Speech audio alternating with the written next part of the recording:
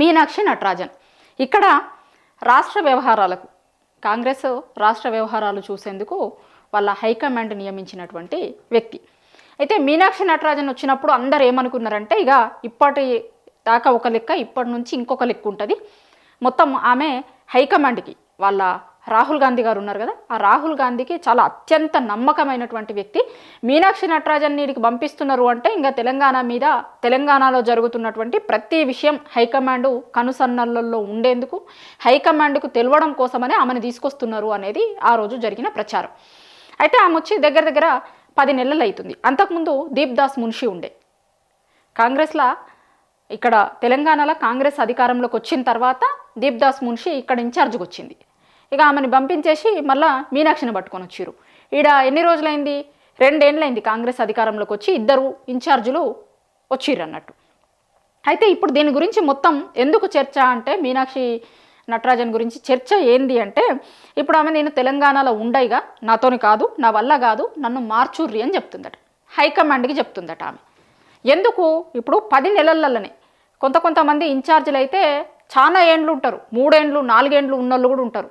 చాలా సంవత్సరాలు వాళ్ళు ఏదన్నా రాష్ట్రాలకు ఇన్ఛార్జీలుగా పోతే అక్కడ ఉండేటోళ్ళు ఉంటారు.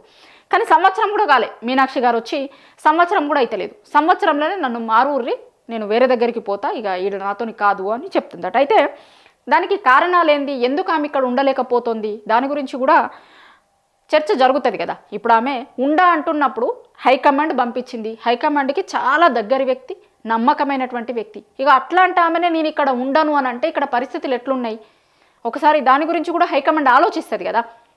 ఎందుకు ఆమె ఉండలేను అంటుంది తెలంగాణలో, ఎందుకు నన్ను మార్వండి అంటుంది తెలంగాణ నుంచి.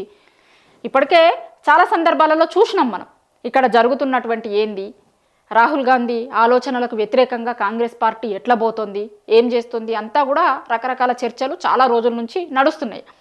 ఓ దిక్కు అదానీని ఆయన వద్దు అంటే ఇక్కడ అదానికి రెడ్ కార్పెట్ పరిచి ఈడ చేసిందంతా చూసినాం. దాని తర్వాత ఓ దిక్కు రాహుల్ గాంధీ రెడ్ బుక్ పట్టుకొని మొత్తం అంతా తిరుగుతూ ఉంటే ఇక్కడ ఎమ్మెల్యేలు పార్టీ ఫిరాయింపులు అది కూడా చూస్తున్నాం. ఇట్లా రకరకాల ఇష్యూస్ అన్నీ కూడా చూస్తున్నాం. హైకమాండ్ ఆలోచనలకు భిన్నంగా తెలంగాణలో పాలన ఎట్లా సాగుతుంది అనేది చూస్తున్నాం. వాళ్ళ అధికారంలో ఉన్న రాష్ట్రాలలో తెలంగాణ, పక్కన కర్ణాటక, ఇంకొక రాష్ట్రం, 3 రాష్ట్రాలలోనే కాంగ్రెస్ అధికారంలో ఉంది.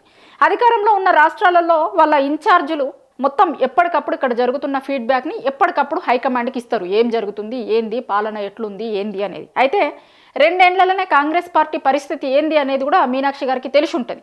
గతంలో చాలా సందర్భాలలో ఆమె హైకమాండ్కి రిపోర్ట్లు ఇచ్చింది అనేది చూసినాం కదా. ఎందుకు ప్రభుత్వం మీద 2 ఏళ్లలో ఇంత దారుణమైన వ్యతిరేకత వచ్చింది అనేది కూడా ఆమె ప్రతి సందర్భాలలో ఫీల్డ్కే పోతుంది. ఇక్కడికి వచ్చి ఇక్కడ వాళ్ళ దగ్గర నుంచి నివేదికలు తెప్పించుకొని ఆ నివేదికలను ఢిల్లీకి పంపుడు కాదు, ఈమె డైరెక్ట్ ఫీల్డ్కి పోతుంది.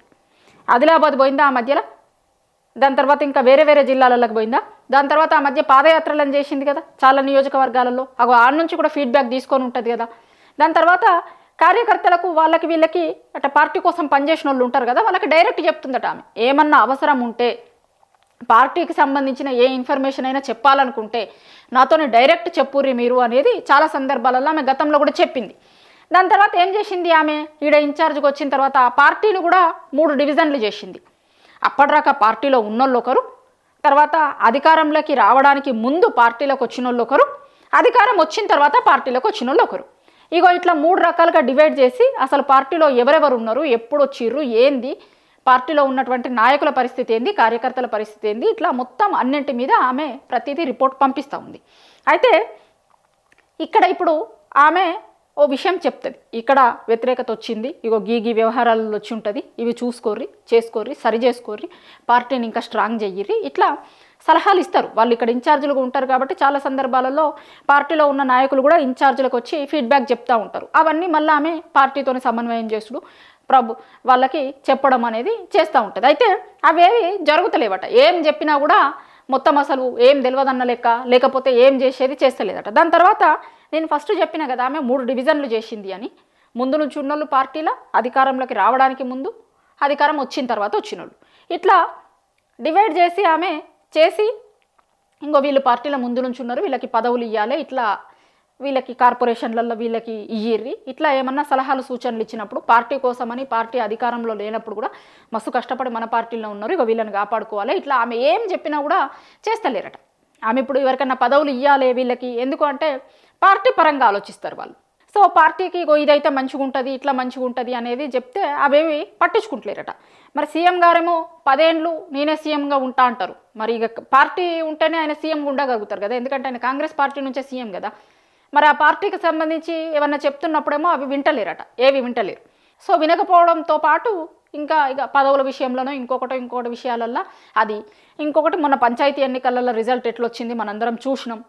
ఆల్రెడీ అనుకున్నది పంచాయతీ ఎన్నికలలో వాళ్ళు ఏదో బయటకు చెప్పినా కూడా ఎట్లాంటి రిజల్ట్ వచ్చింది, ఏంది జనాలు ఏమనుకున్నారు కాంగ్రెస్ పార్టీ గురించి అనేది ఎన్నికల రిజల్ట్లో అర్థమైంది. సరే బయటకు చెప్పకపోయినా కూడా వాళ్ళు ఇంటర్నల్గా మాట్లాడుకుంటారు కదా, ఏంది 2 ఏళ్లలోనే ఇట్లాంటిది ఎందుకు వచ్చింది, గ్రామ స్థాయిలో ఇంత వ్యతిరేకత ఉంది కదా, ఇవన్నింటి మీద కూడా రోజు పోస్ట్ మార్టం జరుగుతూ ఉంటుంది కదా.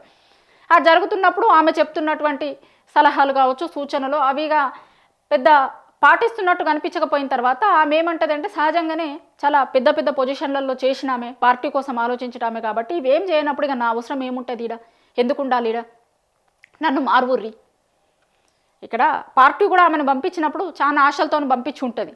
ఎందుకంటే తెలంగాణలో పరిస్థితులు ఎట్లా ఉన్నాయి, ఇక్కడ ప్రభుత్వం ఏం చేస్తుంది అన్నింటి మీద వాళ్ళకి హైకమాండ్కి కూడా ఎప్పటికప్పుడు రిపోర్ట్ పోతుంది కదా. ఇక్కడ ఉన్నోళ్ళు కాంగ్రెస్లో ముందు నుంచి ఉన్నోళ్ళు కూడా వాళ్ళకి రిపోర్ట్ ఇస్తారు కదా, రాహుల్ గాంధీ గారికి కావచ్చు, సోనియా గాంధీ గారికి కావచ్చు, వాళ్ళకి ఇస్తూ ఉంటారు, చెప్తారు ఇక్కడ ఉన్నోళ్ళు కూడా. సో అవన్నీ చెప్పిన తర్వాత ఒకసారి పార్టీని స్ట్రీమ్లైన్ చేయాలి అని, ఇక్కడ సరిగా పరిస్థితులు లేనట్టున్నాయి అని దీప్దాస్ మున్షిని మార్చి ఆ రోజు మీనాక్షిని పంపించారు. ఈమె వచ్చిన తర్వాత ఇగో ఇక్కడిక్కడ ఉన్నాయి, ఇవి ఉన్నాయి, ఇవి చేద్దాము అంటే అది అయితలేదు, చేస్తలేరు, కాబట్టి ఇక నన్ను మార్చి వేరేటోళ్ళని వేసుకోరు తెలంగాణకి అనేది ఇప్పుడు ఆమె చెప్తుందట. ఎందుకంటే మనం చూసుంటాం చాలా రోజుల నుంచి ఒక చర్చ జరుగుతుంది కాంగ్రెస్ పార్టీలో కూడా. ఆమె అంతకుముందు ఉన్నంత యాక్టివ్గా ఇప్పుడు కనిపిస్తలేదు మనకి. మనం గతంలో చూసినాం కదా, ఆ పాదయాత్రనే లాస్ట్ అనుకుంటా, దాని తర్వాత ఒక్కసారి ఏదో ఒక మీటింగ్లో ఉన్నది ఆమె. ఇక దాని తర్వాత ఈ మధ్య దగ్గర 3-4 నెలల నుంచి అయితే అసలు యాక్టివ్గా లేదు, ఎక్కడ కనిపిస్తలేదు. ఎందుకంటే ఆమె చెప్పింది ఏది అయితే లేవు, ఏమి చేస్తలేరు, ఇక ఎందుకు చెప్పాలి, ఏం చెప్పాలి అనే కాడికి వచ్చినట్టుంది. వచ్చి ఇక నన్ను మొత్తమే మారువుర్రి అనేది ఇప్పుడు ఆమె వాళ్ళ హైకమాండ్కి చెప్పుకుంటుందట. అసలు ఇక తెలంగాణలో ఉండు నా వల్ల అయితే లేదు, ఇక్కడ పరిస్థితులు కూడా ఏమంత మంచిగా లేవు, తెలంగాణలో కాంగ్రెస్ పార్టీకి అయితే పరిస్థితులు ఏమంత మంచిగా లేవు, 2 ఏళ్లలోనే విపరీతమైన వ్యతిరేకత వచ్చింది, అది మొన్న జరిగిన ఎన్నికలలో కూడా కనిపించింది, ఇంకా ఏ ఎన్నికలు జరిగినా కూడా ఇట్లాంటిదే కనిపిస్తూ ఉంటుంది. కాబట్టి మీరు వేరేటోళ్ళని ఎవరినన్నా ఇక్కడ ఇన్ఛార్జ్గా వెయ్యిర్రి, నన్ను పంపించేయిర్రి, నేను వెళ్ళిపోతా, నేను ఇక్కడి నుంచి నన్ను బాధ్యతల నుంచి రిలీవ్ చెయ్యిర్రి అనేది ఇప్పుడు ఆమె అడుగుతుందట. అయితే 10 నెలలు కూడా కాలే ఆమె వచ్చి, మనం ముందు చెప్పుకున్నట్టుగా సంవత్సరాలు ఉంటారు, కానీ 10 నెలలు కాకముందే తెలంగాణ పట్ల, తెలంగాణలో ఇక్కడ పరిస్థితులు ఏం బాలేవు, నేను ఇక్కడ ఉండలేను అని మీనాక్షి నటరాజన్ చేతులెత్తేసే కాడికి వచ్చింది. ఆమె నేను ఉండలేను, ఆమె ఇంకా చాలా పవర్ఫుల్. రాహుల్ గాంధీ గారికి ఇప్పుడు మామూలుగా ఇన్ఛార్జీలు ఎవరన్నా వచ్చిన వాళ్ళు డైరెక్ట్గా రాహుల్ గాంధీ గారికి చెప్పలేకపోవచ్చు, కానీ మీనాక్షి చెప్పగలుగుతుంది వాళ్ళకి, ఏదైనా సరే ఏ విషయమైనా ముక్కుసూటిగా చెప్పగలుగుతుంది. అసలు పార్టీ పరిస్థితి ఏంది, అక్కడ ఎట్లాంటి పరిస్థితులు ఉన్నాయి అనేది అన్నీ చెప్తుంది డైరెక్ట్గా అని అన్నారు. అట్లా డైరెక్ట్ యాక్సెస్ ఉన్నటువంటి వ్యక్తే ఇక్కడ నెగలలేకపోతుంది. అంటే ఇక్కడ పరిస్థితి ఎట్లా ఉంది, ఇక్కడ తెలంగాణలో కాంగ్రెస్ పార్టీ పరిస్థితి ఎట్లా ఉంది, ఇక్కడ వచ్చినటువంటి ఇన్ఛార్జీల పరిస్థితి ఎట్లా ఉంది అని చెప్పడానికి నిదర్శనం అని చెప్పుకోవచ్చు మీనాక్షి నటరాజన్ గారిది. మరి చూడాలిగా ఆమె చెప్పిన దాన్ని బట్టి, ఆమె అడిగిన దాని లెక్క ఆమెను పంపిస్తారా, లేకపోతే ఆమె చెప్పిన మార్పులు ఏమన్నా చేస్తారా ఇక్కడ అనేది ఫ్యూచర్లో తెలుస్తుంది. ఆమె అయితే అసలు ఇక నేను తెలంగాణలో తెలంగాణకి వద్దు, నాకు సరిపోయింది, ఇక్కడ నుంచి పంపించేయిర్రి, నన్ను వేరే ఎవరన్నా తీసుకొచ్చి ఇక్కడ ఇన్ఛార్జ్గా అయ్యిర్రు, కానీ నేనైతే తెలంగాణలో ఉండే పరిస్థితి లేదు, ఇక్కడ పరిస్థితులు కూడా ఏమంత మంచిగా లేవు అనేది ఆమె హైకమాండ్కి చెప్తుందట.